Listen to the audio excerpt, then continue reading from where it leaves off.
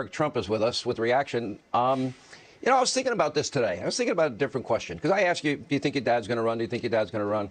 I don't think I've ever asked you, do you want your dad to run, considering the hell that your family, I would argue, unfairly has been put through? Every member of your family, very close associates of yours. Who would want that again? They have, Sean. They put us through hell, and that's because they know my father is the most effective president in the last 100 years in this country, maybe longer.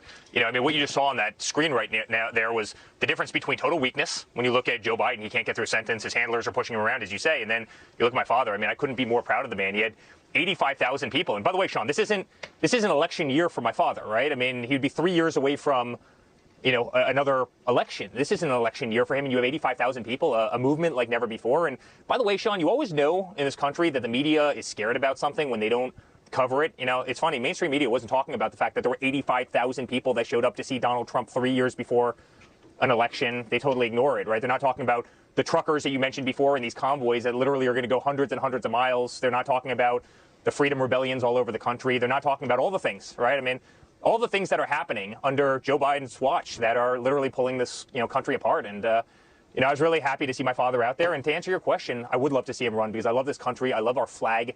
I love what we stand for as Americans. And this guy is absolutely flushing our toilet down, you know, our country down the toilet. There's no doubt about it. You know, I know the left, all they ever want to talk about is January 6th. I have a question. We saw the riots of 2020. We have video of looting and arson, a loss of property damage estimates in the billions of dollars. We have dozens of dead Americans, and we have thousands of injured cops. And we have a lot of video of all the people that committed those crimes. How come there has been no committee formed, no effort established to put those people in jail? And why do they only want to focus on one riot that every conservative I know condemned and not the other 574 riots? Why is that? Because there's a war in this country, Sean. They've weaponized every single system that we have in this nation.